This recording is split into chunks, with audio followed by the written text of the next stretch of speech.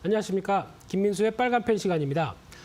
지난주 금요일에는 3,000선 밑을 돌더니 이틀 만에 또 3,100 위를 또 훌쩍 넘는 상당히 변동성이 큰 시장입니다. 그래도 상승했다라는데 무게를 둘 수 있는 상황이긴 하겠지만 그래도 여전히 시장에 대한 변동성이 계속 가지고 가는 흐름들이 아닐까라는 관점 쪽에서 바라보시면서 특히 이제 최근에 이어진 시장의 반등보다 좀 덜 오른 종목은 없을까 이런 쪽도 계속 찾아보면서 대응하는 게 맞지 않나라는 생각이 들고 있는 상황이고요. 그래서 오늘은 지난 1월 달까지 이어졌던 여러 가지 수급 동향들을 한번 살펴보고 그에 따라서 또 외국인과 기관은 어떤 종목들을 샀느냐라는 관점 쪽에서 여러 가지 투자 아이디어를 한번 또 확인해 보도록 하겠습니다.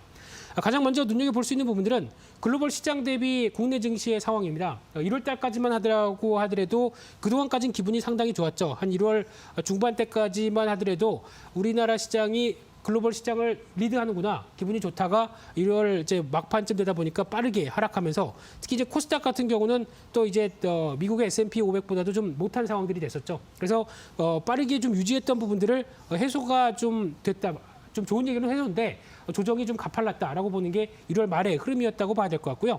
그러다 보니까 수급 관련된 쪽은 뭐 더 이상 말씀드릴 것도 없습니다. 여전히 1월 달은 개인들의 외로움을 그대로 보여주는 상황이었습니다. 누가 좀 도와줬으면 하지만 여전히 시장에선 개인들만 매수를 했던 흐름들이 양시장 모두 나타났고 있고요.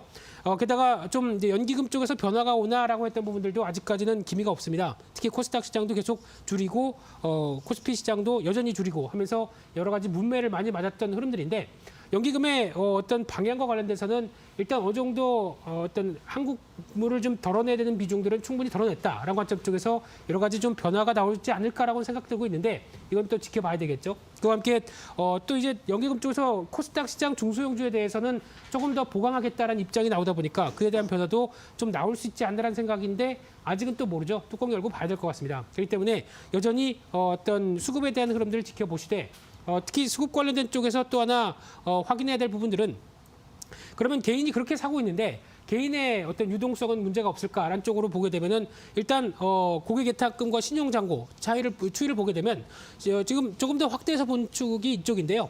즉 신용잔고 같은 경우는 최근에 한 21조 원대 이상으로 가다가 최근 이제 점점점 시장이 좀 조정을 받다 보니까 좀 빠지는 추세입니다. 그래서 그나마 어떤 신용의 부담들이 약간씩 좀 덜어지고는 있지만 그래도 20조 원대다라고 하게 되면 약간 아직까지는 경계는 있다고 봐야 될 것 같고요.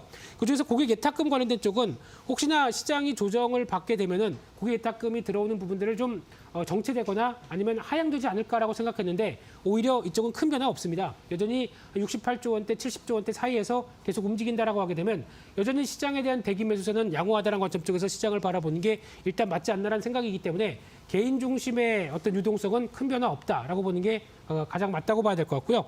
또 하나 여기서 주목해서 봐야 될 부분들은 환율 관련된 변수입니다. 최근 들어서 환율 관련된 쪽에 달러와 인덱스, 달러 기준으로 보게 되면 지금 이제 이 상황이 어떤 또 달러와 약세로 가면서 나올 수 있는 여러 가지 변화를 아직은 못 느끼고 있습니다. 지금 현재는 약 한 91대. 그래서 즉 한 번 더 강하게 내려가는 게 아니라 지금 거의 지지를 하고 있는 상황들이죠. 90대, 91대에서 큰 이탈 없이 일단 다시 달러 강세 쪽으로 약간 자리를 잡는 분위기이기 때문에 이 부분이 계속 연장돼서 이어가느냐에 대한 부분도 상당히 중요할 것 같고요.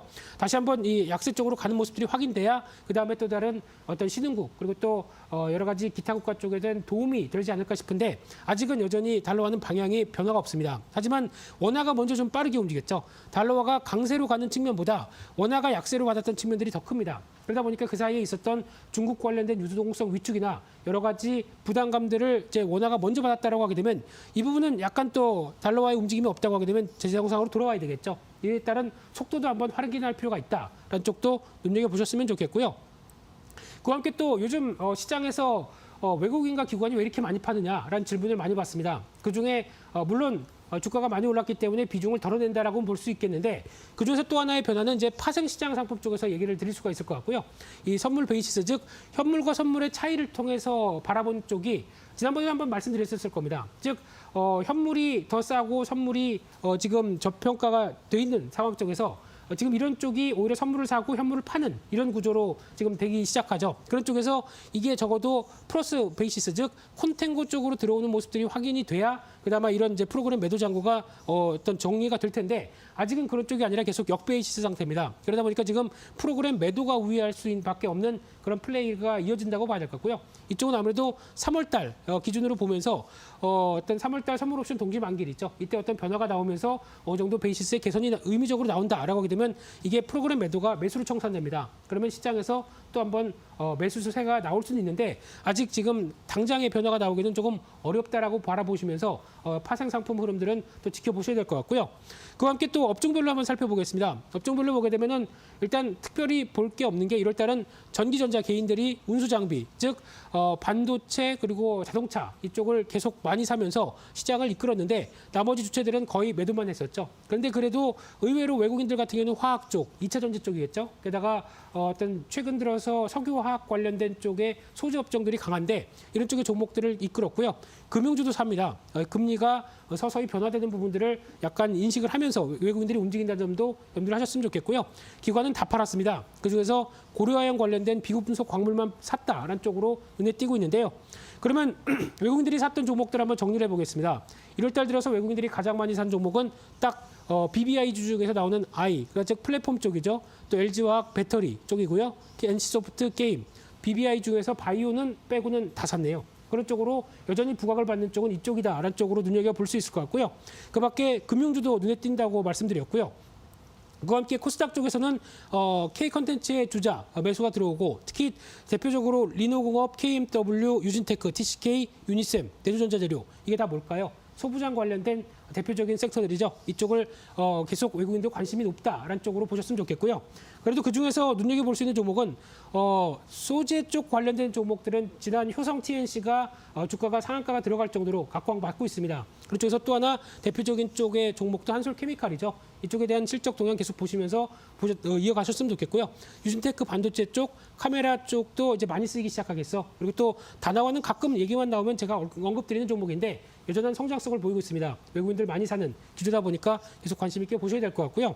또 하나 기관들은 어떤 종목들을 샀느냐라고 봤었을 때 일단 특별히 정해진 것보다는 약간 어떤 종목들의 흐름들이 어느 정도 일진머터리얼즈 그리고 또 이런 관련된 쪽 SKC 같은 경우도 약간 이제 동박 관련된 쪽에 뭐 움직임이 나오고 있고요. 고려아연 비금속 관련된 쪽 그리고 포스코케미칼도 2차 전지 그리고 IT 쪽 이런 쪽이 들어오고 있는데 아직 특별히 어떤 변화가 눈에 띄는 건 없는데 코스닥 쪽이나 지금 엔터 관련된 종목들이 또 눈에 띄죠. 키스트까지 이런 종목들 눈에 띄고 있고요. 마찬가지로 2차 전지 관련된 쪽의 대표적인 종목들도 같이 매수를 하고 있다라는 쪽으로 보게 되면은 일단 기관들도 소부장 관련된 쪽을 체크를 하고 있다라는 쪽으로 보시되 또 관심 있는 종목들 한번 찾아볼까요? 대표적인 SK에 대한 투자형 지주사가 이제 회수하는 흐름들 상당히 기대감이 높다고 봐야 될 것 같고요.